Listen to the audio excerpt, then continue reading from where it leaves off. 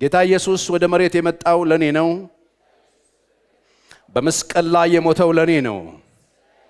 የተቀበረው ለኔ ነው። በሶስተኛው ቀን የተነሳው ለኔ ነው።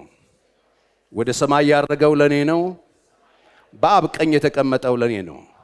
አንድ ቀን በክብር ተመልሶ የሚመጣው ለኔ ነው። እኔ ማለት በወደደኝ በርሱ ከአሸናፊዎች ሁሉ የምበልጥ የእግዚአብሔር ምርጥ ልጁ ነኝ። ጌታ የተመሰገነ ይሁን። ዛሬ የእግዚአብሔርን ቃል ይዤላችሁ መጥቻለሁ። መልእክት ነው ይዤ መጣሁት። ብዙ ጊዜ እዚህ ቦታ ላይ እንደምናገረው እዚህ ስንመጣ የእግዚአብሔር ጸጋ ይመጣል፣ ቃሉ ይመጣል። ከዛ በህይወታችን ላይ አንድ እርምጃ እንጨምራለን፣ ከፍ እንላለን። ግንዛቤያችን ከፍ ይላል።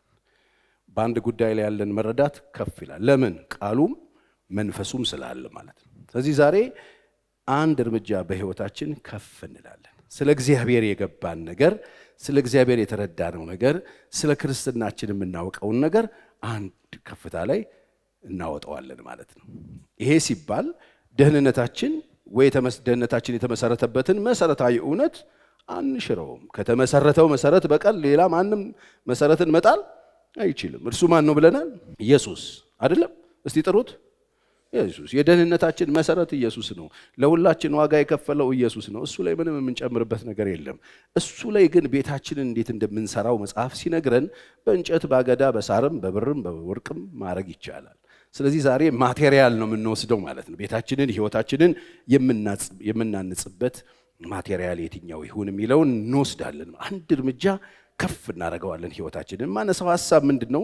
መጽሐፍ ቅዱስ ላንብብላችሁና በጣም ደስ የሚለኝ ሐሳብ ነው። እሱ አንዷን ጥቅስ ላንብብላችሁ። በኢዮብ 38 ላይ ያው የኢዮብን ታሪክ ታውቃላችሁ። ኢዮብ 38 1 ላይ እንደዚህ የሚል ቃል አለ። እግዚአብሔር ታስታውሳላችሁ። 37 ምዕራፍ ነው እንግዲህ ጭቅጭቆ የነበረው በኢዮብ ህይወት የተከሰተውን ነገር፣ በኢዮብ ህይወት የመጣበትን ጉዳት፣ በኢዮብ ህይወት የመጣውን ስብራት፣ በኢዮብ ህይወት የመጣው የህይወት ጥፋት ማለት በጣም አነጋጋሪ ነው። በምድሪቱ ላይ በነበረበት ዘመን በጣም አደገኛ፣ ለምን ተብሎ መጠየቅ እና መልስ የማይገኝለት ነገር ነው ሀፕን ያደረገው። በኢዮብ ህይወት ውስጥ የተከሰተው ነገር መልስ የለውም። በዚያ ዘመን በጣም አነጋጋሪ ነው። ስለዚህ ጠቢባን መጥተው ተሳሳቱ፣ ትልልቅ ሰዎች መጥተው ተሳሳቱ፣ ጓደኞቹ መጥተው ተሳሳቱ፣ ምድሪቱ ላይ የነበረው ሁሉ ተሳሳተ፣ ሚስቱ ተሳሳተች፣ እሱም ራሱ ተሳሳተ። ማለት የሆነ ነገር የማይገቡ የህይወት ገጽታዎች ላይ አንዳንድ ጊዜ ልንቀመጥ እንችላለን። እና ኢዮብ ታውቃላችሁ በጣም የሚገርም አይነት ነቀፋ የሌለበት ሰው እንደነበር መጽሐፍ ምዕራፍ 1 ስታነቡ ነቀፋ የሌለበት ሰው እንደነበረ ይነግረናል። ቅን ሰው እንደነበረ፣ እግዚአብሔርን የሚፈራ እንደነበረ፣ ከክፋት ደግሞ የራቀ ሰው ነበር ይላል። ኦኬ። ስለዚህ ይህን ሰው ምንድን ነው ሊያገኘው የሚችለው? ከክፋት የራቀ ሰው በመንገዱ ስኬት፣ ቅን ሰው በመንገዱ ስኬት አይደለ? እግዚአብሔርን የሚፈራ ሰው፣ በዛ ላይ ደግሞ የጸሎት ሰው፣ ከራሱ አልፎ ስለ ልጆቹ የሚተጋ ሰው ነው ኢዮብ። ምዕራፍ 1 ላይ በደንብ አድርጎ ኢዮብን ነገር እዚህ ሰውዬ ህይወት ላይ ግን የተከሰተው ነገር አይገባም። ማን ያደረገው? ማን የነበረው እዛ ላይ? እግዚአብሔር። ስለዚህ ይህንን በጣም ውጥንቅጡ የወጣ አይነት ሐሳብና አስተያየቶች በጣም በርካታ ሰዎች ሰጥተዋል። ጠይባን ጓደኞቹ ሰጥተዋል፣ ገምተዋል። ይገመታል። ብዙ ጊዜ በህይወት ስትኖሩ ትገምታላችሁ ስለ እግዚአብሔር። እግዚአብሔር እንዲህም ነው እንዲያም ነው። እግዚአብሔር እንዲህም ነው እንዲያም ነው። እኛ እንደምናስበው አይነት አምላክ አይደለም። ለዚህ ነው 38ኛው ምዕራፍ ላይ መጥቶ የሚናገረው ቃል ቁጥር 1 ላይ እንደዚህ ይላል። እግዚአብሔር በአውሎ ነፋስ ውስጥ ሆኖ ለኢዮብ መለሰለት እንዲህም አለው፣ ዕውቀት በጎደለው ቃል እቅዴን የሚያጨልም ይህ ማን ነው? እስቲ እንደ ወንድ ወገብህን ታጠቅ እኔ ልጠይቅህ ብሎ ጀምሯል። ማን ነው የኔን እቅድ የሚያጨልም?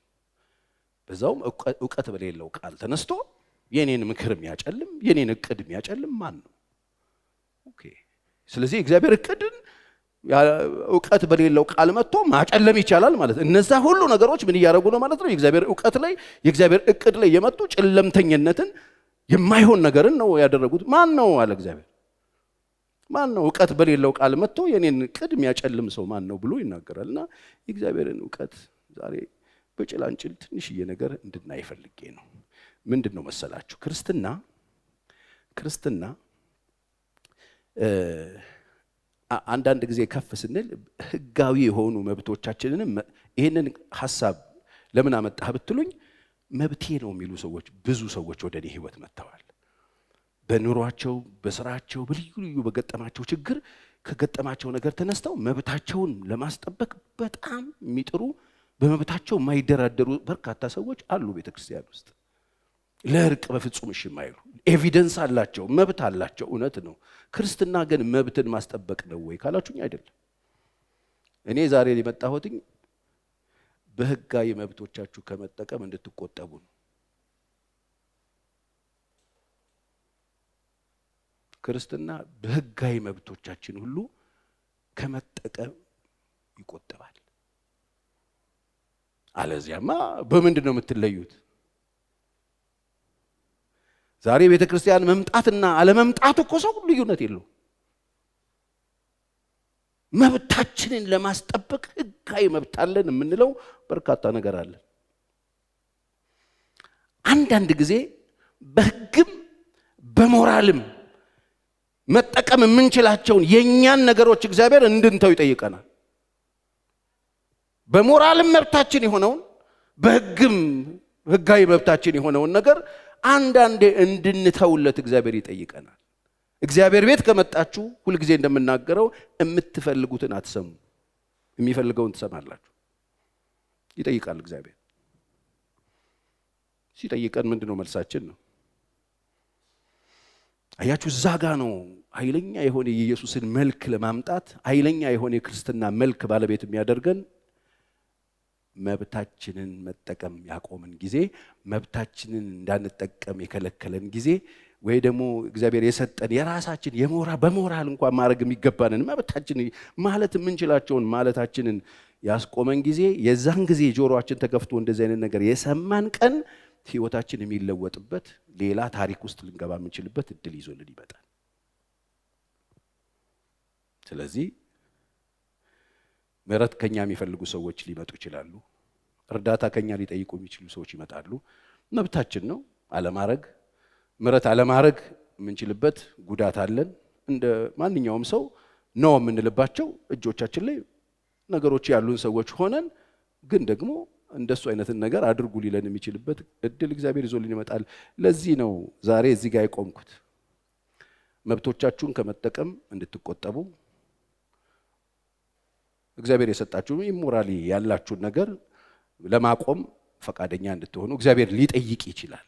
ክርስትና ከዚህ አለፍ ስለሚል ማለት ነው እንጂ መብቴ ነው እኔ እንደፈለኩ ነው ማስበው እንዴ ህጋዊ መብት አለኝ ይሄው ብለው ዛሬ በጣም ብዙ ሰዎች ለፍቺ እንኳን ሲመጡ አመንዝሯል፣ ይሄው መጽሐፍ ቅዱስ ካመነዘረ ምናምን የሚለውን ነው መብት ህጋዊ መብት አላችሁ እኮ። እሱን እንድንተው አንዳንዴ ይጠይቃል እግዚአብሔር። ለዚህ በጣም ብዙ ምሳሌዎች ከዚህ ውስጥ ማውጣት እንችላለን። ማለት ከመብታቸው አለፍ ብለው እግዚአብሔርን ሰርቭ አድርገው እዚህ መጽሐፍ ውስጥ የገቡ በርካታ ሰዎች አሉ። ቶሎ ብዬ የተወሰኑትን አሳያቸዋለሁ። ለመጀመሪያ ብዙ ጊዜ የምናውቀው ያ ደጉ ሳምራዊ የሚባለው ሰውዬ የሰማሪያ ሰውን መውሰድ እንችላለን። የሱን ታሪክ ታውቃላችሁ። አንድ ሰው ከኢየሩሳሌም ወደ ኢያሪኮ ወረደ። ከዛ ወንበዴዎች እጅ ወደቀና ወንበዴዎች ያዙና ቀጠቀጡት። በሞትና በሕይወት መካከል ጥለውት ሄደዋል። ከዛ ካህን መጣ፣ አይቶት አለፈ። ካህን ስራው ነው፣ ይሄን ማድረግ ይችላል። ያላረገም ሌዋዊው መጣ፣ አለፈና ሄደ። ሞር በጣም ቅርብ የሆኑት ሰዎች እነዛ ናቸው፣ አልፈው ሄደው። ይሄ ሳምራዊ ግን አያገባውም። የሚያገባቸው ሰዎች ሊያደርጉት የሚገባ ነገር ነው። እኔ ምን አገባኝ አላለም፣ አያገባውም። ኢሞራሊም ሰውየው የምታየው መብቱ ነው። ዝም ብሎ አህያው እንደጫነ መሄድ ይችላል። ግን እዛ ጋ ያ ሰውዬ መጣ፣ ከአህያው ወረደ ይለናል። በሞትና በሕይወት መካከል ያለው ሰውዬ ጋር መጣና ወይኑንና ዘይቱን አደረገለትና ከሚያቃጥለው ከሚቆጠው ፔን ኪለር ሰጠውና አይዞ እያለ ደገፈውና አህያው ላይ አወጣውና ገስታውስ ይዞት ሄደ። ይሄ ሰውዬ ይሄን ለማድረግ ምን ሞራል እኮ አይዘውም እኮ ማለፍ ይችላል። ህግም አይከለክለውም። ይሄ ሰውዬ አልፎት መሄድ ይችላል። ግን አለፍ ብሎ ይሄን አሁን የዚህ ታሪክ ውስጥ ቁጭ ብሎ ዘመናችንን ስንሰበክ የነበረው ሰውዬ እኮ ከመብቱ ወይ ከተሰጠው ነገር ተሻግሮ ስለሰራ ነው። እግዚአብሔር አንዳንድ ጊዜ እኛ ካሰመርነው በህግም በሞራልም ትክክል ሆኖ የኛ መብት የሆነውን ነገር እግዚአብሔር ይጠይቀናል። ማድረግም አለማድረግ የምንችላቸውን ነገሮች ሊጠይቀን ይችላል። አልፈን እንድንሄድ ማለት ነው። ይሄ ደግ ሳምራዊ ሰውዬ ታሪኩ በጣም ነው የሚገርመው። ላንብብላችሁ ሉቃስ 10 ከ30 እስከ 37። ኢየሱስም መልሶ እንዲህ አለ፣ አንድ ሰው ከኢየሩሳሌም ወደ ኢያሪኮ ወረደ፣ በወንበዴዎች እጅ ወደቀ። እነርሱም ደግሞ ገፈፉት፣ ደበደቡት፣ በሕይወትና በሞት መካከል ትተውት ሄዱ። ድንገትም አንድ ካህን በዚያ መንገድ ወረደ፣ አይቶትም ገለል ብሎ አለፈ። እንዲህም ደግሞ አንድ ሌዋዊ ወደዚያ ስፍራ መጣና አይቶት ገለል ብሎ አለፈ። አንድ ሳምራዊ ግን ሲሄድ ወደ እርሱ መጣ፣ አይቶት አዘነለት ጀመረ። አዘነለት፣ ምኑም አይደለም፣ አዘነለት። ዘመዱ አይደለም፣ አዘነለት። ዘሮ አይደለም፣ አዘነለት። አለፈ። አያችሁ፣ አዘነለት። ቀርቦም ዘይቱን የወይን ጠጁን በቁስሎቹ ላይ አፈሰሰ፣ አሰረለትም። በራሱ አህያም ላይ አስቀምጦት ወደ እንግዶች ማደሪያ ወሰደው፣ ጠበቀው። በማግስቱም 2 ዲናር አውጥቶ ለባለቤቱ ሰጠና ጠብቀው፣ ከዚህም በላይ የምትከስረው ሁሉ እኔ ስመለስ እከፍልሃለሁ ብሎ አለው። እንግዲህ ከዚህ ከሶስቱ በወንበዴዎች እጅ ለወደቀው ባልንጀራ የሆነው ማን ነው? ማን ይመስልሃል? እርሱም ምሕረት ያደረገለት አለ። ኢየሱስም ሂድ፣ አንተም እንዲሁ አድርጋል። እለፍ እለፍ፣ ዘርህን እለፍ፣ ትምህርትህን እለፍ፣ እምነትህን እለፍ፣ የምታውቀውን ነገር እለፍ፣ ከተሰመረልህ ነገር እለፍ፣ አንተም ሂድና እለፍ ነው ያለው። ይሄ ጥያቄ ለፈሪሳዊ ሰውዬ ነው። መንግሥተ ሰማይ የሚገባው እንዴት ነው ብሎ ለጠየቀው ሰውዬ እኮ ምንድነው መንግሥተ ሰማይ መግቢያው ሲለው እለፍ። ምን?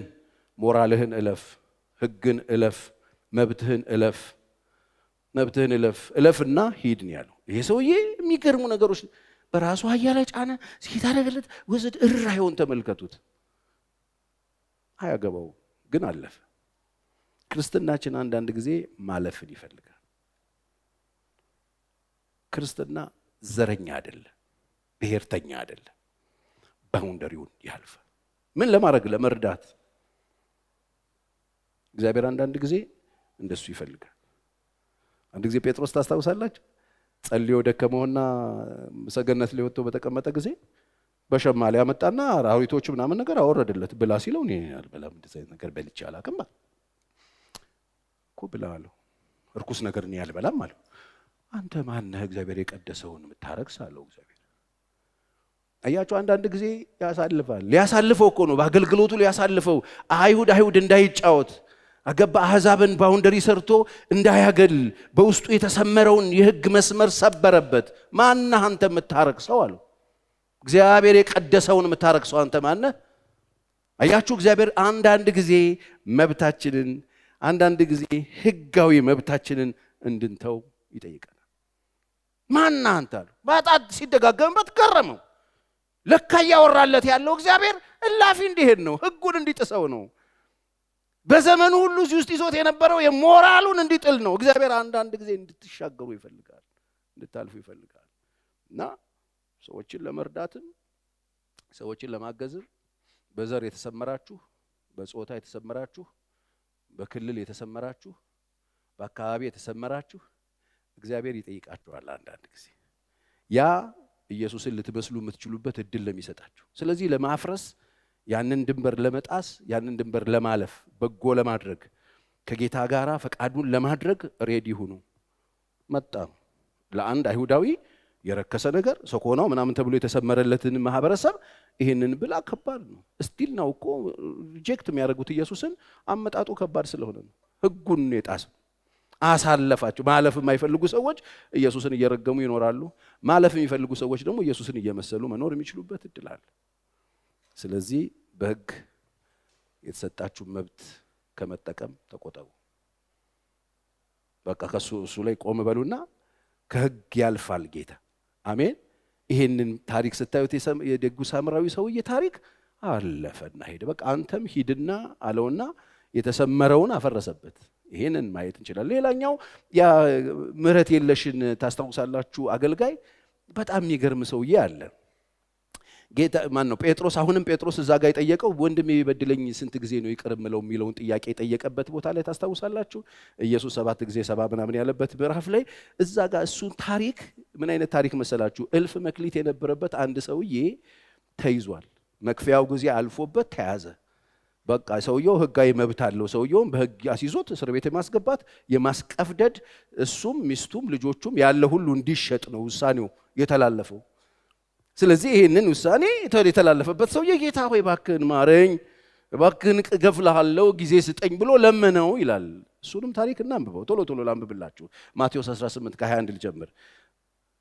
በዚያን ጊዜ ጴጥሮስ ወደ እርሱ ቀርቦ ጌታ ሆይ ወንድሜ ይበድለኝ ስንት ጊዜ ልተውለት? እስከ 7 ጊዜ ነው አለው። ኢየሱስም እንዲህ አለው፣ እስከ 7 ጊዜ 7 እንጂ እስከ 7 ጊዜ አልልህም። 7 ጊዜ 70 490 ጊዜ። እንግዲህ አሁን በእሱን እየቆጠር እንድንኖር አይደለም ጌታ እየተነገረን ያለው። ባውንደሪ እንትን የለውም፣ ገደብ የለውም፣ ምሕረት አለው። ስለዚህ መንግስተ ሰማያት ባሮቹን ሊቆጣጠር የወደደ ንጉሥ ትመስላለች። መቆጣጠርን በጀመረ ጊዜ እልፍ መክሊት ዕዳ ያለበትን አንድ ሰው ወደ እርሱ አመጡ። የሚከፍለውን ቢያጣ እርሱ፣ ሚስቱ፣ ልጆቹ ያለው ሁሉ እንዲሸጥና ዕዳው እንዲከፈል ጌታው አዘዘ። ስለዚህ ባሪያው ወድቆ ሰገደለትና ጌታ ሆይ ታገሰኝ፣ ሁሉን እከፍልሃለሁ አለው። የዚያን ጊዜ ባሪያ ጌታ አዘነለትና ለቀቀው። ህጋዊ መብቱን ትቶ ለቀቀው። ማሳሰር ይችላል፣ ማስገፈፍ ይችላል። እሱ፣ ሚስቱም፣ ልጆቹም ሁሉ ነገር መሸጥ ይችላሉ። ተወለት፣ ለቀቀው። ዕዳውንም ተወለት። 28 ነገር ግን ያ ባሪያ ወጥቶ ይውላችሁ ያ ባሪያ ወጥቶ ከባልንጀሮቹ ከባሮቹ 100 ዲናር ዕዳ ያለበትን አንድ አገኘና ዕዳህን ክፈለኝ ብሎ ያዘና አነቀው። ስለዚህ ባልንጀራው ባሪያው ወድቆ ታገሰኝ፣ ሁሉን እከፍልሃለሁ ብሎ ለመነው። እሱ ያለውን አይነት ልመና ለመነው። ትናንት እሱ ለምኖ ያገኘው ምሕረት አለ። እሱ የጠየቀው አይነት ጥያቄ ለመነው። እርሱም አልወደደም፣ ግን ሄዶ ዕዳውን እስኪከፍል ድረስ በወህኒ አኖረው። መብቱን ህጋዊ መብቱን ተጠቀመና ሰውየውን እስር ቤት ከተተ፣ አሳሰረው፣ አኖረው። ባልንጀሮቹ የሆኑ ባሮች ያደረገውን አይተው እጅግ አዘኑ። ማለት አዘኑ። እሱ ትናንትና እንደዛ ሲያለቅስ እንደዛ አይነት ምሕረት ተደርጎለት ወጥቶ ማለት አዘኑ። ያንን ሰው ሲለምነው ኖ ብሎ ህጋዊ መብቱን ተጠቅሞ ወይኒ ሲያስቀፈድደው ያዩ ሰዎች አዩና አዘኑ። እሱ የተደረገለት ብዙ ነገር እንዳለ ያውቃሉ። ከዛ መተውም የሆነውን ሁሉ ለጌታው ገለጡ። ምሕረት ላረገለት፣ ላበዳሪው፣ ለተወለት፣ ለለቀቀው ነገሩት። ከዚያ ወዲያ ጌታው ጠርቶ አንተ ክፉ ባሪያ። ምን አይነት ባሪያ ይኸውላችሁ? ክፉ ባሪያ ነው። ህጋዊ መብቱን የማይተው ህጋዊ መብት አለው። ህጋዊ መብቱን የተጠቀመው። እዚህ ቤት ያላችሁ ሰዎች ሁሉ ህጋዊ መብት አላችሁ። ህጋዊ መብታችሁን መጠቀም ትችላላችሁ። ጌታ ጋር ግን ስትመጡ ጌታ አንዳንድ ጊዜ ህጋዊ መብትን ተወው ሊል ይችላል። ሞኝ መሆን አይደለም እሱ፣ ጌታን መምሰል ነው።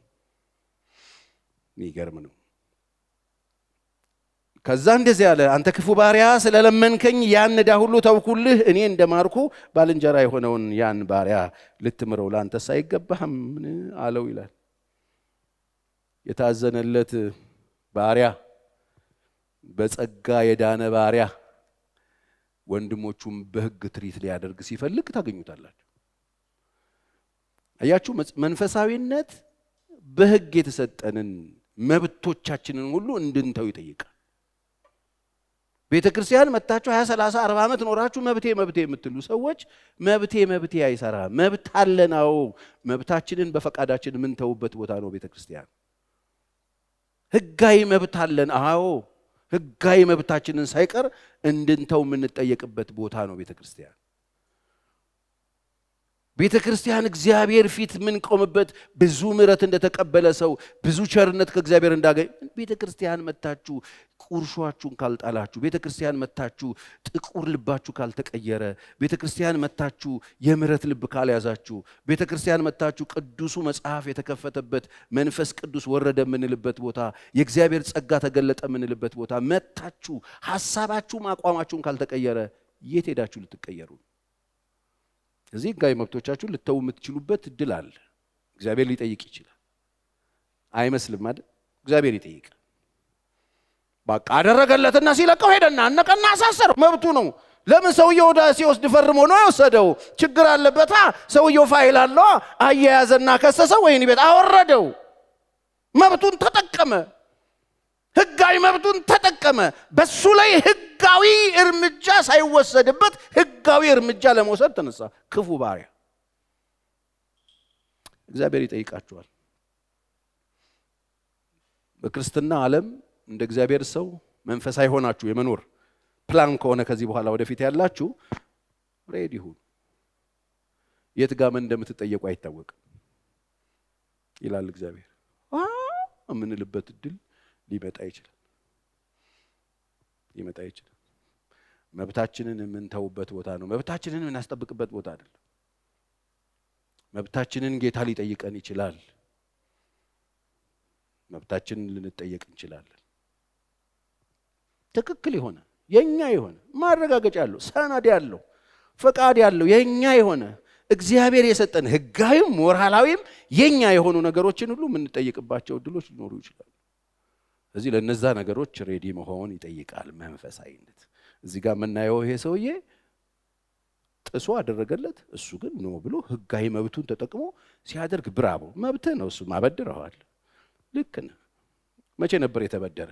ስንት ዓመት ተፈረደበት አላለው። አንተ ክፉ፣ አንተ ጨካኝ፣ ትናንት ጥያቄ ስትጠይቅ አልተማርክም፣ አልተተወልህም፣ የተደረገልህ ልታደርግ አይገባህም ነበር። አያችሁ፣ እግዚአብሔር ቤት ስትመጡ ጌታ ያደረገላችሁ ነገር አለ ወይ ነው። ሲጀመር ለማድረግ እኮ የተደረገልን ነገር መኖር አለበት። ለማድረግ የተደረገልንን ማወቅ ያስፈልጋል። የተገለጠ ነገር ያስፈልገናል። ብርሃን ያስፈልገናል። ብዙ ሰዎች በዚህ አይነት ችግር ውስጥ ያሉ ምንም የተደረገላቸው የማይመስሉ ሰዎች አሉ። የተደረገላችሁ ከገባችሁ ማድረግ ቀላል ነው። የተሰራላችሁ ከገባችሁ ለመስራት መውጣት ቀላል ነው። ያገኛችሁት ነገር ከገባችሁ ለመራመድ ቀላል ነው። ብዙ ችግራችን የተደረገው አልገባል። ኃጢአታችን እንደተጠቀጠቀ እግዚአብሔር ምሕረት እንዳረገልን በእግዚአብሔር ምሕረት እስትንፋስ ተሰጥቶን እንደምንኖር እግዚአብሔር እድል እንደሰጠን የምሕረት ሰዎች እንደሆነ በጸጋ እንደዳንን እንረሳዋል። በእግዚአብሔር ጸጋ ድነን ወንድሞቻችንን በሕግ ትሪት ለማድረግ ማሰብ መንፈሳዊነት ሲርቀን ነው። እሱ ቢሆን መንፈሳዊ ስትሆኑ መብታችሁ ትተዋላችሁ። አብርሃምን ልትወስዱ ትችላላችሁ። አብርሃም እግዚአብሔር የጠራው ሰው ነው። የተጠራው እሱ ነው። እግዚአብሔር ጠርቶታል። ከዘመዶቹ ከሀገሩ ከሰፈሩ ከመንደሩ ተለይቶ እንዲወጣ እግዚአብሔር እንደሚባርከው እግዚአብሔር ከእርሱ ጋር እንደሚሆን ነግሮታል። እሱ ሲወጣ አብሬ እወጣለሁ ብሎ አጎቱ ልጅ ተከትሎት ወጣ። ሎጥ አብሮት ወጥቷል። ሎጥ አልተጠራም። የተጠራ ሰው የተከተለ ነው፣ ተከታይ ነው። ከዛ ኖሩና የሆነ ጊዜ ላይ በባሪያዎቹ መካከል ጠብ ተፈጠረ። በሎጥ ባሪያዎችና በአብርሃም ባሪያዎች መካከል ጠብ ተፈጠረ። ያ ጠብ አብርሃም አልተመቸውም። ለምን? ጥሪ ያለው ሰው ነው። ለምን? ለእግዚአብሔር ለመኖር የወጣ ነው። ለምን? የእግዚአብሔር ድምፅ ምላሽ የሰጠ ሰው ነው። ስለዚህ ከጠብ ጋር አይሆንም። ይሄ አካሄድ አይሆንም። እግዚአብሔር ሲጠራችሁ በፍጹም ጠብ የምትጸየፉ ሰው ነው የምትሆኑት። እግዚአብሔር ሲጠራችሁ ለጠብ እድል የምትሰጡ ጥሪ የሌላቸው ሰዎች የጠብ ደላሎች ናቸው። የነገር ደላሎች ናቸው። ጥሪ የሌላቸው ሰዎች በደንብ ስሙኝ፣ ችግር ለቃቃሚዎች ናቸው። ጥሪ ያላቸው ሰዎች ችግርን እየማሩ ችግርን እየተዉ ችግርን እየዘለሉ ወደ ዴስቲኒያቸው ነው የሚሄዱት። ጥሪ የሌላቸው ሰዎች ግን ችግር ለቃቃሚ ናቸው። አብርሃም ጥሪ ስለነበረው እግዚአብሔር የተናገረው ነገር እንዳለ ስለሚያውቅ ከእግዚአብሔር ጋር ለመኖር ስለወጣ መንገድ ላይ ጭቅጭቅ ሲፈጠር ወንድሜ እንስማማ አለው። በጣም ነው የሚገርመኝ። እሱን ላንብብላችሁ። ዘፍጥረት 13 ከ5-10 እናንተ ሙሉውን ማንበብ ትችላላችሁ። አብርሃም ግን የሄደው ሎጥ ከአብርሃም ጋር የሄደው ሎጥ የላምና የበግ መንጋ ድንኳንም ነበረው። በአንድነትም ይቀመጡ ዘንድ ምድር አልበቃቻቸውም ነበረ። የነበራቸው እጅግ ነበርና በአንድነት ሊቀመጡ አልቻሉም። ማለት በጣም ተስፋፍተው ተባርከው ስለነበረ የአብርሃምና የሎጥ መንጋዎች የሚጠብቁት መካከል ጠብ ሆነ። በዚያን ዘመን ከናናውያን ፈሪዛውያን በዚያች ምድር ተቀምጠው ነበረ። አብርሃም ሎጥን አለው፣ ተመልከቱ፣ መብት ሲተው ሎጥን ጠራውና እኛ ወንድማማቾች ነንና በእኔና በአንተ በረኞቼና በረኞቼ መካከል ጠብ እንዳይሆን እለምንሃለሁ። በምን ነው የምትለምነኝ? በቃ ይሄ የኔ መብት ነው። እኔን እግዚአብሔር ጠርቶኝ ነው የወጣሁት። አንተ ከዚህ አካባቢ ጥፋ አለው አላለው? መብት አለው። አጠገቤ እንዳትደርስ፣ ሂድ ወደ ሰፈር ተመለስ፣ ከዚህ በኋላ ከኔ ጋር አጠገቤ እንዳትደርስ ድርሽ እንዳትል አላለው። የሚገርም ነገር ነው የሚነግረው። እለምንሃለሁ፣ ምድር ሁሉ በፊትህ አይደለችምን? አዎ፣ ከኔ ትለይ ዘንድ እለምንሃለሁ። አንተ ግራውን ብትወስድ እኔ ቀኝ እሄዳለሁ። ይኸውላችሁ መብት ሲተው ይሄ ነው። ምረጥ፣ አንተ የፈለግከው ምረጥ እና ብቻ ጠቡን እናብርደው። ምን ተለየኝ? ይሄ ነው በቃ። አያችሁ መንገድ ላይ አንዳንድ ጊዜ እግዚአብሔር ሲጠራችሁ እግዚአብሔር የሆነ ነገር ሲል አንዳንድ ትለጣጠፉና መጨረሻ ከባድ ነው የሚሆነው። ለመለያየት በጣም ይከብዳል። ይሄ በቤቶች ውስጥም በትዳሮች ውስጥም አየዋለሁ። አንዳንድ ሰው አሁን እኔ ኢንተርቪው ስናደርግ አብሮ የሚኖር ሰው አለው የምጠይቀው ለዚህ ነው። አንዳንድ ሰዎች ዝም ብሎ ተለጣጥፈው ከልጅነት ይመጡና ሲያገቡም ሰለሜ ነው፣ ግር ብሎ ይገባሉ። መከራ ይለጣጠፍና እንደዚህ አይነት ነገር ሶልቭ የሚደረገው በጠብ አይደለም። ይለጣጠፉና ደግሞ መብቴ ነው ምናምን ብለው ነው የሚረብሹት። አንዳንድ ጊዜ የምንተዋቸው መብቶች አሉ በእኛ ስተት። በተለይ አሁን አብርሃም ያውቀዋል አስከትሎ መውጣቱ የፈጠረበት ችግር ስለሆነ፣ ስለዚህ ይህንን ነገር እንዴት ልፍታው፣ ከዚህ ቤት ድርሽ እንዳትል አካባቢ ጥፋ አይደለም ያለው።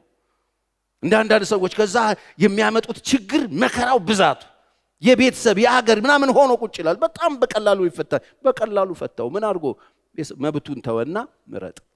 ቀኝ ከሄድክ ወደ ግራ ይሄዳል፣ ግራ ከያዝክ ወደ ቀኝ ይሄዳል። አንተ ብቻ ደስ እንዳለ አድርግና አሁን ጠብና አብርደው፣ አንተ የፈለከው ምረጥ ብሎ መብቱን ሰጠው። አያችሁ፣ መብት በፈቃደኝነት ይተዋል። እግዚአብሔር ሲገባችሁ፣ መንፈሳዊ ነገር ሲገባችሁ መብታችሁን በፈቃዳችሁ ትለቃላችሁ። መንፈሳዊ ስትሆኑ ነው የሚሆነው። መብቴ ነው አይሰራም። መብቱ ነው ማባረር፣ ከአካባቢው ዞር ማድረግ። ለምን? እግዚአብሔር ከሱ ጋር ነው። ኪዳን ሰው ነው። እግዚአብሔር ተናግሮት ማሳደድ ይችላል። ግን አብርሃም ቅድሚያውን ለሱ ሰጠ። መብቱን ተወ። እዚህ ጋር አብርሃምን እኔ በጣም ነው ማደንቅ። አቤት መብቱን ባይተውስ ከወንድሙ ጋር የሚፈጠረውን ችግር ተመልከቱ። በባሪያዎቹ መካከል የሚፈጠረውን ችግር ተመልከቱ። ጀምሯቸዋል እዛው በረሃ ላይ ጥበቃው ጋር እረኝነቱ ጋር ጀምሯቸዋል። ከዛ አብርሃም ሲሪየስ ቢሆን ከዛ የቤተሰብ ከዛ የባሮች ከዛ ሀገር ሆኖ እንዴት እንደሚበላሽ አስቡ። መብታችንን ምን ተዋል? መንፈሳዊው ዓለም ይሄን ይጠይቃቸዋል። የሚገርም ነው። ቀኙን ብትወስድ እኔ ግራውን እወስዳለሁ፣ አንተም ቀኙን ብትወስድ እኔ ወደ ግራ ሄዳለሁ። ሎጥም አይኑን አነሳ፣ በዮርዳኖስ ዙሪያ ያለውን ነገር ሁሉ ውሃ የሞላበትን ተመልከቱ። ምርጫው ራሱ ይሄ ሰውዬ ውሃ የሞላበት መሆኑን አየ። እግዚአብሔር ሰዶምና ገሞራን ከማጥፋቱ አስቀድሞ እስከ ዘአራ ድረስ እንደ እግዚአብሔር ገነት በግብፅ ምድር አምሳል ነበረች። ሎጥ ሲመርጥ የመረጠው ምርጡን ውሃ ያለበት ገነት የምትመስለውን መረጠ። እንዴ ለምንድን ነው እሱን የምትወስደው? ከኔ ጋር ተከትለው ይሄንማ አይሆንም አላለው። ምክንያቱም እንደዚህ አይነት እድል ስትሰጡ ሰው የማይሆን ነገር ሊመርጥ አይችልም፣ ይታወቃል። የሚያምነው መብት መተው። አይኑ እያየ ገነት፣ በዚያን ዘመን ገነት የምትባለውን ቦታ መረጠ። እግዚአብሔር ካንተ ጋር ይሁን። ቻው። መብታችሁን ልትተው የምትችሉባቸው እድሎችን እግዚአብሔር ያመጣል። ያለ እውቀት በሚነገር ቃል ምክርን የሚያጨልም እቅዴን የሚያበላሽ ማን ነው አለ እግዚአብሔር። ማን ነው አለ። ያችሁ እግዚአብሔር ይጠይቃል። ምን አረገ ኢዮብ? ምን በቃ መብቱን፣ ሰውየውን የመኖር መብቱን፣ የሰውየውን የምርጫ መብቱን፣ የሰውየውን ፈቃድ፣ የሰውየውን በፍጹም ኢዮብ አልጸለየም። ይሄን ኑሮ ለመኖር ጸልዮ ለምኖ ያገኘው ህይወት አይደለም፣ ፕሮግራሙ አይደለም። ግን እግዚአብሔር በቃ ይገባል። ፈቃዱን ለማድረግ ማንም አይከለክለውም። መጣና ጥያቄ አልጠየቀም። ለሚጸልየው ኢዮብ፣ ለቅኑ ኢዮብ፣ እግዚአብሔር ለሚፈራው ኢዮብ ምንም አላማከረውም። ማድረግ የፈለገውን ነገር ለማድረግ ሲፈልግ አቨለብል ሆነ። ይኸውላችሁ የእግዚአብሔር ነገር በህይወታችሁ እንዲመጣ፣ የእግዚአብሔር ነገር በህይወታችሁ እንዲሰራ ህጋዊም ይሁን ሞራላዊ መብታችሁን ለመተው ሬዲ ሁኑ። እግዚአብሔር እንደሱ ነው የሚሰራው። ዮሴፍንም ልንወስደው ብዙ ጊዜ አነሳዋለሁ። ዮሴፍ ወንድሞቹ ክፉ አድርገውበታል አይደል? ከፍተውበታል። ወንድሞቹ ሽጠውታል፣ ደብድበውታል፣ አድምተውታል፣ ገፈውታል፣ ሽጠውታል፣ አሳልፈው ሰጥተውታል። በጣም ከባድ ነው። በዮሴፍ እንደ አንድ ኢትዮጵያዊ ምናልባት ዳይሪ ያለው ሰው ቢሆን ዳይሪው በከፈታችሁ ቁጥር የሚያሳዝን የሚያስለቅስ ዳይሪ ያለው ሰው ነው ማለት ነው። የተጎዳ ሰው ነው። ከእናት ከአባቱ ቤት ተለየ። በጣም የሚወደውን አባቱን ያሳጡት። በጣም ከሚወዳቸው ቤተሰቦቹ የተለየው። ሩቅ አገር ነው የተሰደው። ተሽጧል፣ ወይን ይገብቷል። ህይወት ውስጥ ያለፈበት መንገድ በህልሙ ያላየው ያልተነገረለት፣ በህልሙ ውስጥ ይሄ ግፍ የለም ያላየው ነገር በህይወቱ አሳለፈው። ወንድሞቹ። ማን ነው ይሄን ዋጋ ያስከፈለው? ወንድሞቹ። አሁን ዮሴፍ የት ነው ያለው?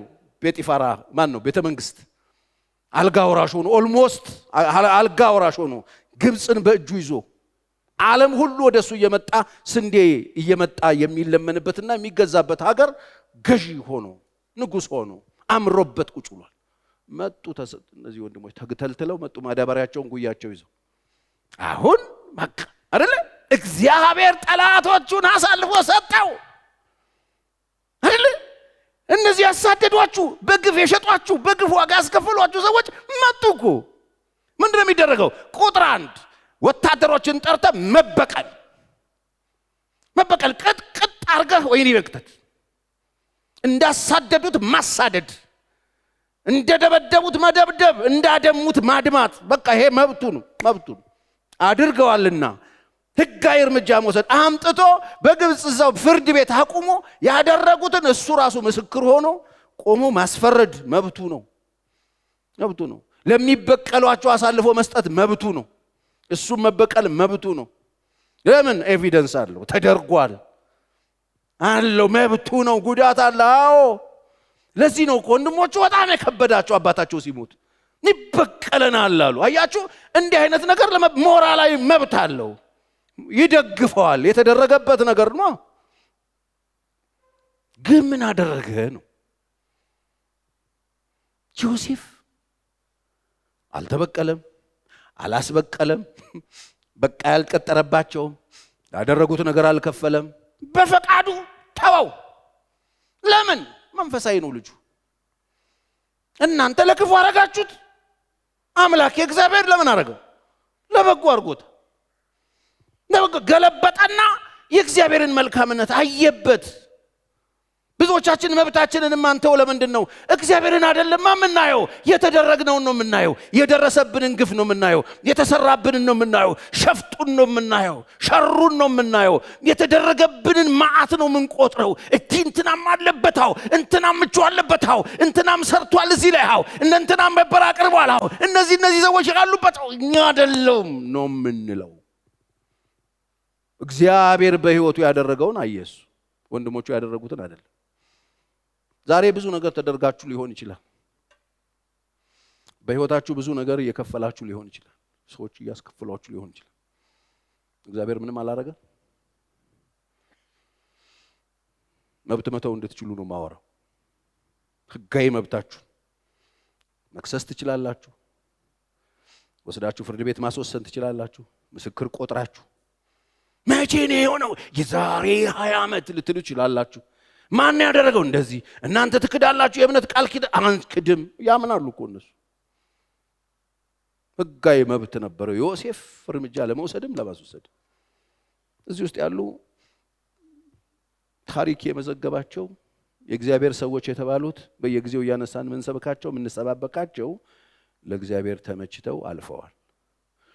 ዛሬ የምናመልከው እዚህ ጋር ያለን ሰዎች ከዚህ መጽሐፍ ውጭ ሆነን ምንሰማ ሰዎች የዚህ መጽሐፍ አምላክ ከሆነ የኛ አምላክ ሬዲ ናችሁ ሕጋዊ መብታችሁን ለመተው።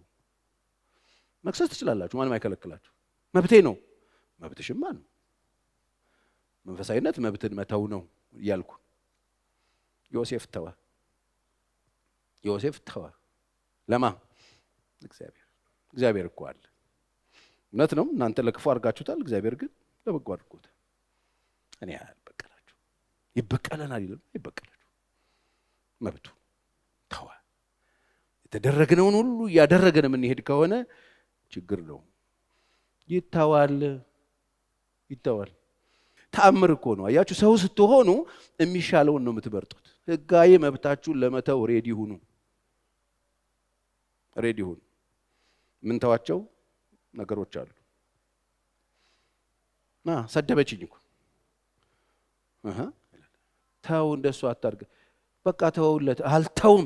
በሰው ፊት እኮ ነው መጥረቢያ ነው አናትን ምለዋለኝ ብሎ እኔ ቢሮ ተው እያልኩት ጓደኛውን አብሮ አደጉን የቤተሰብ ሰውዬ መጥረቢያ ይዞ ሰውየው እየፈለጠ ነው ደግሞ በአጋጣሚ ብቻ በሆነ በትንሽ ነገር የተጋጩት። ይኸው በዚህ አናትን ነው ምለው ሲለው ሄደና ከሰሰው አንድ ምስክር አደረገና 4 ዓመት አስፈረደበት። ተው እያልኩት እንዴ ምን አለበት ቢፈልጠኝ ሳል አይፈልጠውም። ምናልባት ታስሮ ሲፈታ ሊፈልጠው ይችላል። የምሬን ነው ማውራ። አንዳንድ ሰው ታስሮ ሲፈታ ሊፈልጥ ይችላል። ተው የተደረግነው ተው። እዚህ ውስጥ ያው ንጉሥ ዳዊትን እንውሰደው። ታስታውሳላችሁ? ልጁ አቢሴሎም ያስቸገረ ጊዜ መጥቶ መንግስቱን ሊነቅል ሰዎችን ሰብስቦ ከመንግስቱ አባረረው። እያለቀሰ ወደ ደብረ ዘይት ተራራ ወጣ ይላል መጽሐፍ ቅዱስ። ዳዊት ታስታውሳላችሁ? እያለቀሰ ወደ ደብረ ዘይት ተራራ ሲወጣ ሳሚ የሚባል አንድ ሰው አንተ ነፍሰ ገዳይ እያለ አይበትንበት አይደል?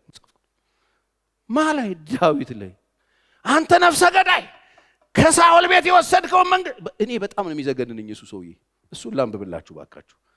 2 ሳሙኤል ምዕራፍ 16 ንጉሥ ዳዊትም ወደ ብራቂም መጣ። እነሆ ሳሚ የሚባል የጌራ ልጅ ከሳኦል ቤት ዘመድ የሆነ አንድ ሰው ከዚያ ወጣ። እየሄደም ይረግመው ነበረ። ማንን? ዳዊት ይረግመው ነበረ። ወደ ዳዊትና ወደ ንጉሱ ወደ ዳዊትና ወደ ባሪያዎቹ ድንጋይ ይወረውር ነበር። ድንጋይ ይወረውር ነበር። በንጉሱም ቀኝና ግራ በሕዝቡ ሁሉና ኃያላን ሁሉ ነበሩ። ሰው ነበረ ከዳዊት ጋር ብዙ ሰው ነበረ። ሳሚም ሲረግመው ሂድ አንተ ደም ሰው ምናምንቴ ሂድ ይለዋል ዳዊት። አንተ ደም ሰው አንተ ምናምንቴ ይለዋል እያለቀሰ የሚወጣውን ዳዊት ሰደው ሙልጭ ሂድ በፈንታ ነግሶልሃል። እግዚአብሔር የሳኦልን ቤት ደም ሁሉ መለሰብህ። አንተን የሳኦልን ቤት ደም ያፈሰስከው እያለው ነው። አሁን እየከሰሰው እግዚአብሔር መንግስትህን ለልጅህ ለአቢሴሎም እጅ አሳልፎ ሰጥቷል። እነሆም አንተ የደም ሰው ነህና በመከራ ተይዘሃል አለው ዳዊትን። አንተ የደም ሰው እየበተነበት አሸዋ። ይህን ጊዜ የጾርያ ልጅ አቢሳ ንጉሱን ይህ የሞተ ውሻ በቃ ደሙ ፈላ። አቢሳ የዳዊት ኃያላን መካከል አንዱ ይሄ የደም ሰው የሞተ ውሻ የጌታዬን ንጉስ ሰለሞን ይራገማል። ሊድና ራሱ ልቁረጠዋል። በቃ ኦሬዲ ልቁረጠው። ያደረገው ነገር አንገቱን የሚያስበጥሰው ነው አለ። ንጉስም እናንተ የጾርያ ልጆች እኔ ከእናንተ ጋር ምን አለኝ? እግዚአብሔር ዳዊትን ስደበው ብሎ አዞታልና ይረግመኝስ ለምንስ እንዲህ ታደርጋለህ የሚለው ማን ነው? አሁንም ጉዳዩን ለማን ሰጠ? ተው እናንተ እኔ ከእናንተ ጋር ጉዳይ አለኝ ወይ? ጉዳዬ ከእሱ ጋር ልኮብኝ ነው። እሱ ራሱ ስደበው ብሎ ሕጋዊ መብቱን ይጠቀማል አይጠቀምም፣ ጉልበቱን ይጠቀማል አይጠቀምም፣ ኃይሉን ይጠቀማል አይጠቀምም ብሎ እያሰደበኝ ነው እሱ ራሱ። ማ እግዚአብሔር አው ምን አለኝ ከእናንተ ጋር? ዳዊትን ስደበው ብሎ አዞታልና ይረግመኝ ዘንድ ለምን እንዲህ ታደርጋለህ የሚለው ማን ነው? ዳዊትም አቢሳንና ባሪያዎቹን ሁሉ እነሆ ከወገቤ የወጣው ልጄ ነፍሴን ይሻል፣ ይልቁንስ ይህ የብንያም ልጅ እንዴት ነው? ይህ ከኔ ወገብ የወጣው ልጅ አይደል እንደ እያሳደደኛለሁ? ምን ብርቅ ታረገዋለህ? ምንድነው ብርቁ? ይሄ እኮ ሌላ ነው። የኔ ልጅ አይደለም ወይ እያሳደደኝ እያስለቀሰኛለሁ? ለምን እንደ ብርቅ ትቆጥሩታላችሁ አለ። አታካብዱ እኮ ነው እያለ እግዚአብሔር አዞታልና ተውት፣ ይርገመኝ። ምናልባት በዚያን ቀን መከራዬን አይቶ ስለ እርግማኑ መልካም ይመልስልኛል አላቸው።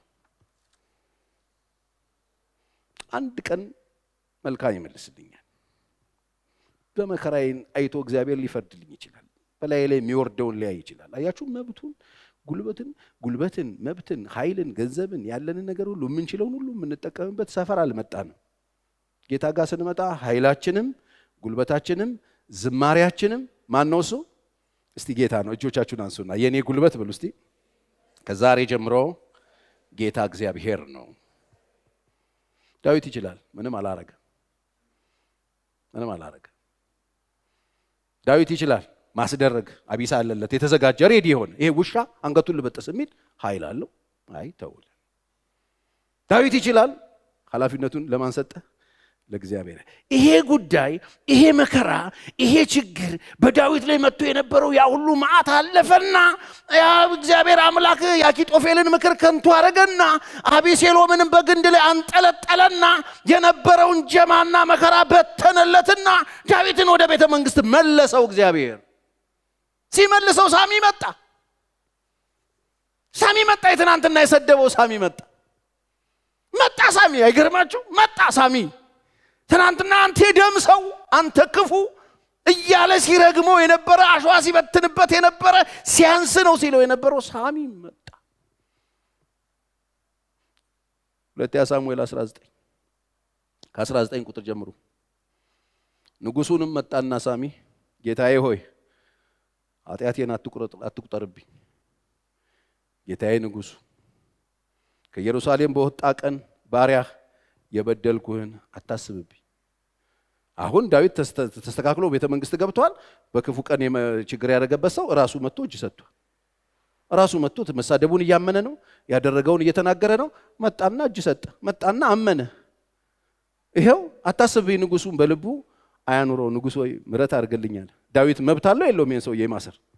አሁን ተስተካክሏል። ቤተ መንግስት ነው ያለው። አንድ ወታደር ወይ ፖሊስ ጠርቶ ያዙና አስገቡት። ይሄ የዛኔ የደም ሰው እያለ ሲሰድበኝ ሲረግመኝ ነበረ፣ ከልጄ ጋር ተደርቦ መከራ ሲያመጣብኝ ነበረ፣ ውሰዱና እሱ ስቀሉት አለ ዳዊት። አላለም። ስሙ እንደዚህ ነው፣ ባሪያህ በደለኛ እንደሆንኩ አውቄያለሁና እነሆ ከዮሴፍ ቤት ሁሉ አስቀድሜ ዛሬ መጣሁ። ከሁሉም ቀድሞ ነው የመጣው። ንጉሱ ቦታው ሲመለስ እየሮጠ መጥቶ ማንም ሳይመጣ ከነገዶች መካከል ሳይሯሯጡ መጥቶ ነው የወደቀው። መጣው ጌታዬ ንጉስ ልቀበል ወረድኩ አለው። የጾርያ ልጅ አቢሳ ግን አገኘዋ።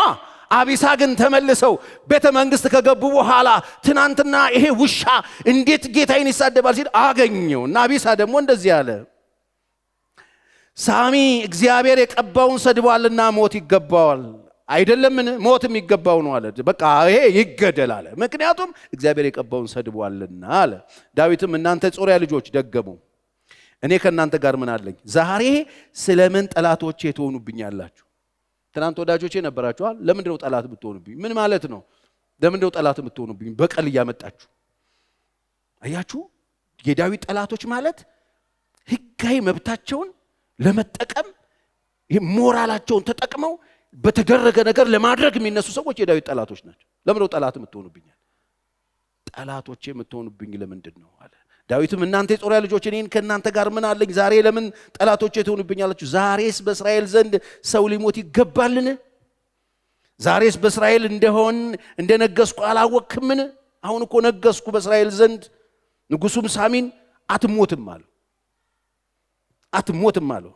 ንጉሱ ማለለት፣ ሳሚ ሙት አትሞት፣ ሕያው እግዚአብሔርን አትሞት፣ ትኖራለህ። መብቱን ተዋ። መንፈሳዊነት ማለት ይሄ ነው። የበደሏችሁን፣ ክፉ ያረጉባችሁን፣ የሰደቧችሁን፣ ያዋረዷችሁን፣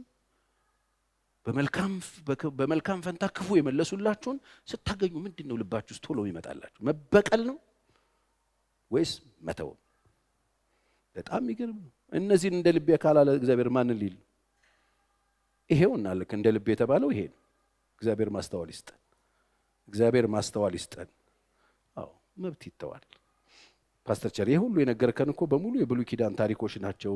ወደ አዲስ ኪዳንስ ምን አለ ካላችሁ አንድ ሁለት ነገር ልንገራችሁና ጨርሳለሁ። አንዱ ሐዋርያ ጳውሎስ ነው፣ አንዱ ጌታችን መድኃኒታችን ኢየሱስ ክርስቶስ ነው። ሐዋርያ ጳውሎስ በቆሮንቶስ የነበረውን ታስታውሳላችሁ። ረብሻ በቆሮንቶስ የነበረ ውጥንቅጥ ነበረ።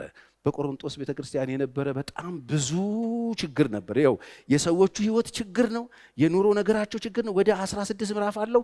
ከ30 በላይ ኬዝ የተፈጠረበት ቤተክርስቲያን ነው። በቆሮንቶስ የነበረው ችግር ብዙ ነው። አንዱ ከችግሮቹ መካከል ጳውሎስ ካገለገላቸው በኋላ ለጳውሎስ የሚደረገው ነገር፣ ለጳውሎስ አገልግሎት ወይም ደግሞ ለጳውሎስ ሰፖርት የሚደረገው የሚሰጠውን ገንዘብ እንደ ብርቅ ይቆጥሩበት ነበር።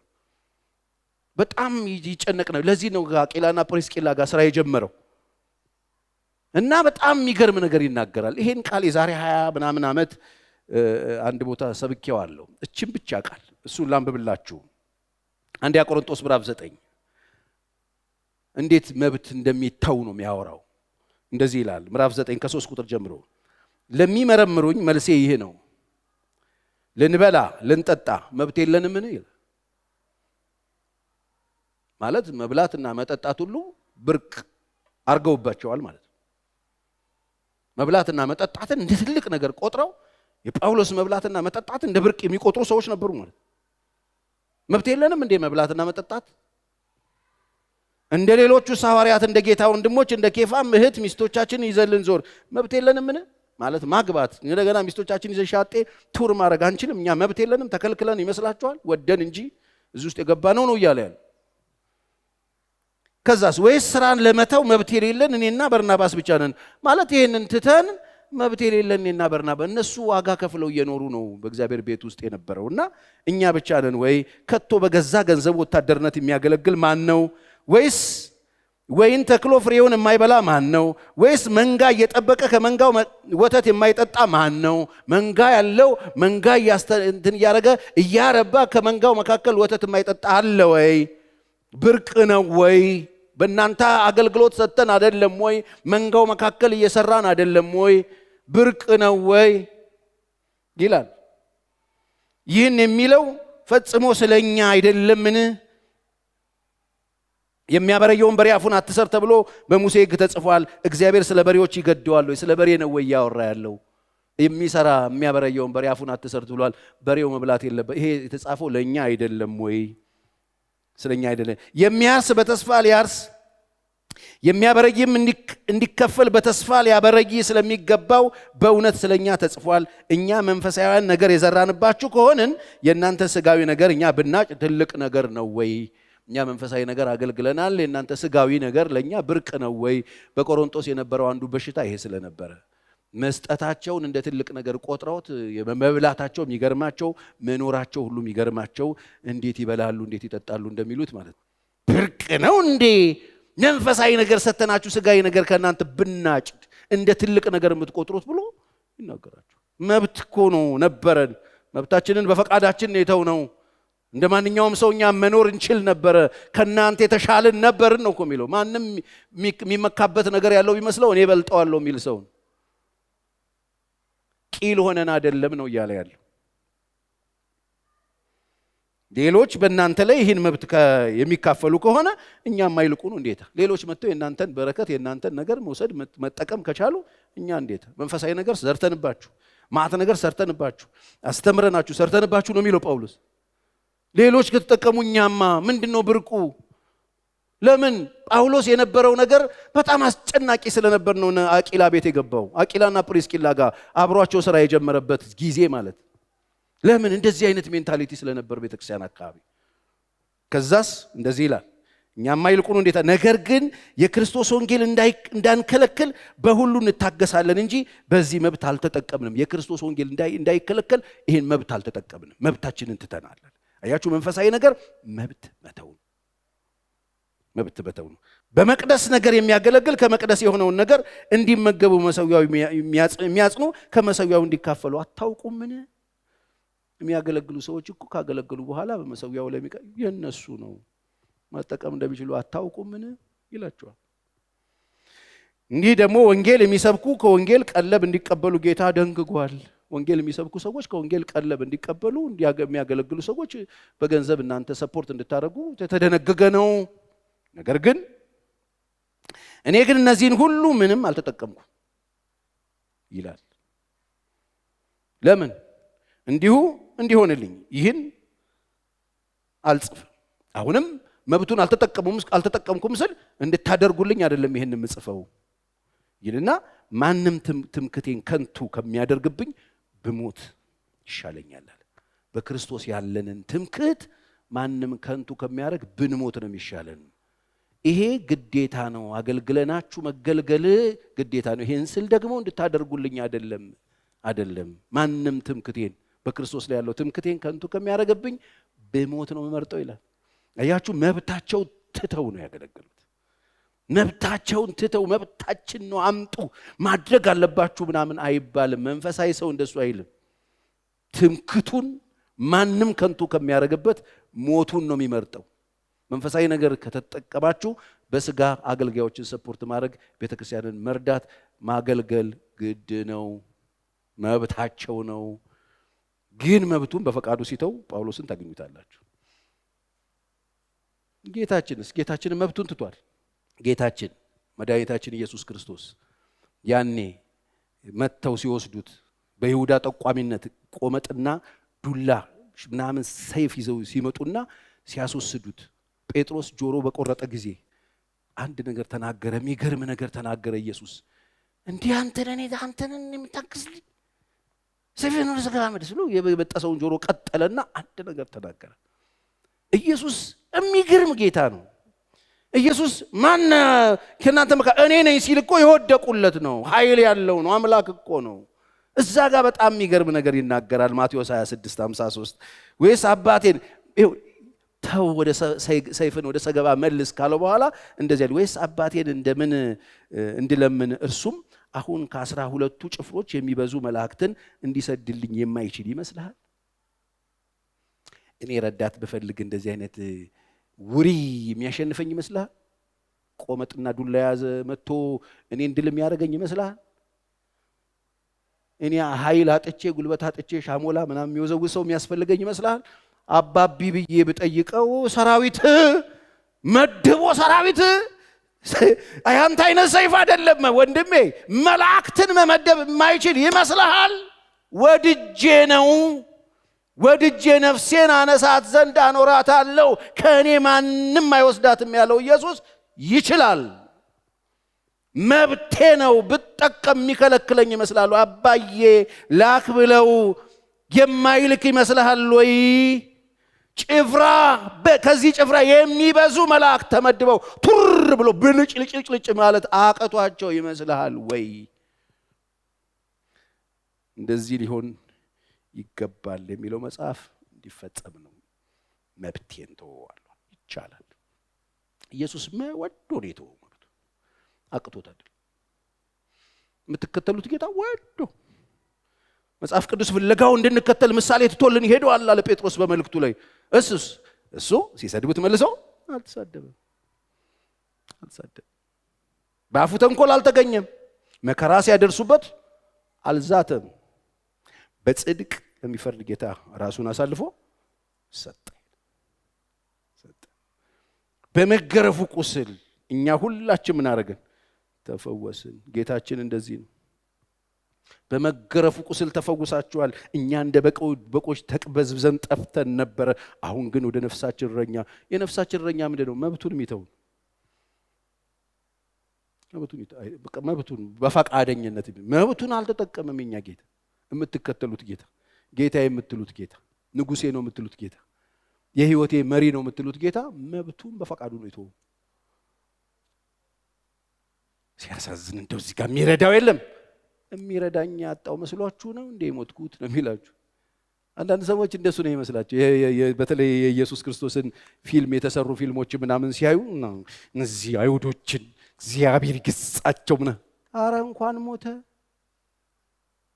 እንዴ ምን እያላችሁ ነው?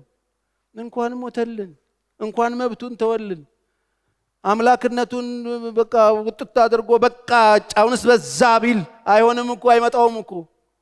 ሲሰድቡት ታገሰ፣ መከራ ሲያደርሱበት አልዛተም። ምን ማለት ነው? ሲሰድቡት አልተሳደበም፣ ኃጢአት አልተገኘበትም። እጁን ታጥቧል ጲላጦስ። ወስደው መከራ አደረሱበት፣ ገረፉት፣ ሰቀሉት። አልዛተም ማለት መስቀል ላይ ሆኖ እያንዳንድሽ እንገናኛታለን 3 ቀን ጠብቂኝ ብሏል ወይ ማለት አይችልም ወይ? ይችላል። አንተ ባለ መዶሻ ምልክት አድርጌብሃለሁ 3 ቀን ስጠኝ። ፒተር እኔን አላቆም ሰውዬ አልክደን ብሏል ወይ? አላለም። አልዛተም። መንፈሳዊ ነገር ከዛቻ የጸዳ፣ ከበቀል የጸዳ፣ ከሕጋዊ መብትን ከመጠቀም የጸዳ በፈቃዳችን የምንችለው መተው፣ እግዚአብሔር እንዲሰራ በር መክፈት ነው። ዛሬ የብዙ ቤተሰቦች ችግር፣ የብዙ ባልና ሚስቶች ችግር፣ የብዙ ጓደኛ ማቾች ችግር፣ የብዙ አብሮ ሰራተኞች ችግር፣ የብዙ የሀገር ችግር ምንድነው ካላችሁኝ፣ ለእግዚአብሔር በር የለውም። ሰው ግጥም አድርጎ ዘግቶ ለሁለት ቤት ሊሰራ የሚታገል ማለት ባለ ትዳር አለ።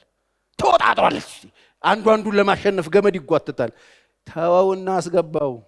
ስታስገባው እሱ የተደረከውን ሳይሆን ሚስት ያደረገችልህን ያሳይህና ልብህን በፍቅር ይሞላዋል። የተደረገብሽን ሳይሆን ያለውን መልካም ነገር እንድታይ ያደርግና ከበቀል የጸዳ ባለቤት ህይወት ባለቤት ያደርጋቸዋል። መንፈሳዊነት ማለት ከነዚህ ነገሮች ውጪ ለእግዚአብሔር እድል መስጠት ነው። እግዚአብሔር እድል ሲያገኝ የበደሉንን ሁሉ ምን እንላለን? 6ኛ ጊዜ እኮ ነው የበደለኝ ብሎ ጴጥሮስ 7 ነው አይደል ሲለው 7 አይደለም 7 ጊዜ 7 ብሎ አስቀምጠለት። ስለዚህ የቱ ጋር ነው ያላችሁት? መንፈሳዊነት መተው በቃ እንተውና ከእግዚአብሔር ጋር እንቀጥል። አሜን አትሉ? እግዚአብሔር እድል ከሰጠን መኖር ከቻለን ወገኖቼ ዛሬ የመጨረሻችሁ ቢሆን በር ክፈቱለት። ዛሬ የመጨረሻችሁ ቀን የምትኖሩት ምድር ላይ ዛሬ ብቻ ቢሆን ዛሬ እድል ስጡትና ወደ ቤታችሁ ኢንቫይት አድርጉት። ለመተው ሬዲ ሆኑ። ቤተክርስቲያን ነበሩ እነዚህ ሰዎች እንዲባል ከእግዚአብሔር ጋር ነበሩ። የሁሉ ሰዓት ፓስተር ቸሬ ቆሞ ሲለፈልፍ ውሎ በህይወትሽ ላይ አንድ ጠብታ ከሌለ ካልመጣ ቁጭ ብለሽ ሲልድ ሆነሽ ነው የሰማሽኝ ማለት። ከሰማሽኝ ግን በር ክፈችለትና መብትሽን ታዩ። መብትሽ ነው ያሉ የሚጎተጉቱ ዘመዶችሽን ታያቸው። አዎ መብትሽ ነው። ክርስትና ግን መብትን መተው፣ ምንችለውን መተው። ምንችለውን ሁሉ አናረግም፣ ምናቀውን ሁሉ አናወራ፣ ምንፈልገውን ሁሉ አንሆንም፣ የሚፈልገውን ግን እንሆናለን። እስቲ አሜን። እግዚአብሔር በእኔ ህይወት የሚፈልገውን ሁሉ እንዲያደርግ እፈልጋለሁ የምትሉ ሰዎች አንገቶቻችሁን ዝቅ አድርጉና አብረን እንጸልያለን። ምን ሰማችሁ ዛሬ? ከዳዊት ህይወት ምን ተማራችሁ? ተሳዳቢውን ሲምር ምን ተማራችሁ? ከዮሴፍ ህይወት ምን ተማራችሁ? በቀልን ትቶ ለወንድሞቹ ምሕረት ሲያደርግ ምን ተማራችሁ? ክብር ለኢየሱስ ይሁን። የሚሰማው ጆሮ ካገኘ እግዚአብሔር ይናገራል። ስለዚህ የምናመልከው አምላክ ሕያው አምላክ ነው። ከኛ ጋር ነው ያለው። ይረዳናል፣ ይታደገናል። እኛ ቦታ እንሰጠዋለን፣ እድል እንሰጠዋለን። ክብር ለኢየሱስ ይሁን። ስለዚህ በየትኛውም የህይወታችሁ ክፍል ውስጥ ለሱ ቦታ ይኖራችሁ። ጥርቅምቅም ካደረጋችሁበት በብዙ ስቃይ ውስጥ የመኖር እድላችሁ ሰፊ ነው የሚሆነው። ክፍት ታርጉለትና ቦታ ስጡትና ነጋችሁን አብረን እንየው። በቃ አሸንፈኝ ልቤን ይሄው ሰጣለሁ በሉት። ቀሪ ዘመናችንን ላንተ ምን ሰጥ ሰዎች አድርገህ ቃኘን። ቀሪ የምድር ቆይታችን የቁጭት ሳይሆን የሰላም፣ የደስታ፣ የእረፍት እንዲሆን እንለምናሃል። ቢሰሙ ቢያገለግሉት እድሜያቸውን በልማት ዘመናቸውን በደስታ ይፈጽማሉ ተብሎ እንደተጻፈ እንደ ቃልህ እግዚአብሔር ሆይ ይሄ ጉባኤ ዘመኑን በደስታ ይፈጽም። ሰምቶ ያገልግልህ፣ ሰምቶ ይታዘዝህ፣ ሰምቶ ይቁምልህ፣ ሰምቶ እግዚአብሔር ሆይ ላንተ ይውደቅልህ፣ ላንተ ይሸነፍልህ። ልጅህ በእኛ ይክበር፣ የልጅ መልክ በእኛ ይገለጥ፣ በቤተ ክርስቲያን ይገለጥ። ጌታ ሆይ ከዚህ በኋላ የሚመጡት ክፋቶች እየጨመሩ በመጡ ጊዜ ድል ማድረግ እንድንችል በመሸነፍ ውስጥ ያለውን ድል እንድታለማምደን እንለምናሃለን። ማንኛውም አይነት የክፋት ስርና መሰረቱ የተቃጠለ ይሁን። በልጆች ላይ የተዘራው ዘር 30፣ 60፣ 100 ያፍራ። ለቃሚ ወፎች በስም ይመቱ። የተዘራው ዘር በልጆች ላይ ይብቀል፣ ይደግ፣ ይንዠርገግ። እግዚአብሔር ሆይ በቤትህ በመንግስትህ በዚህ አገልግሎት ዙሪያ ደፋ ቀና ያሉትን በስውርም በግልጥም በሚታይም በማይታይም መንገድ ይህችን አጥቢያ ቤተክርስቲያን የሚደግፉ እግዚአብሔር ሆይ አብረውን የቆሙ ልባችን እንዳይዝል እንዳንወድቅ የደገፉን የረዱን ያቆሙን አይዟችሁ ያሉን በጸሎት ያገዙንን ሁሉ ባርካቸው። ያመኑብን ከኛ ጋር የተሰለፉትን ሁሉ ባርካቸው። ከዚህም በኋላ በሚኖረው ቀሪ የምድር ቆይታችን አንተ ብቻ ክበር። እንወድሃለን። እግዚአብሔር ይባርካችሁ። እግዚአብሔር ይጠብቃችሁ፣ ከክፉ ሁሉ ይሰውራችሁ። የጀመራችሁትን መጨረስ እንድትችሉ ጸጋ ይስጣችሁ። ህልሞቻችሁ ትልሞቻችሁ ሁሉ ይፈጸሙ። እግዚአብሔር ከፊታችሁ ይቅደምላችሁ፣ ከኋላችሁ ይከተላችሁ፣ ያጽናችሁ፣ ያበርታችሁ፣ ደስ ያሰኛችሁ። የከበረውን ከተዋረደ በመለየት ይባርካችሁ። አይናችሁን ይክፈትላችሁ፣ የልቦናችሁ አይኖች ይብሩላችሁ። የነካችሁት ይባረክላችሁ፣ የተናገራችሁት ይጽናላችሁ። ከዛሬ እስከ ዘላለም መውጣትና መግባታችሁን እሱ ይጠብቅላችሁ። አንድ ቀን በክብር በመንግስቱ እንገናኝ። እግዚአብሔር ከእናንተ ጋር ነው። አሜን።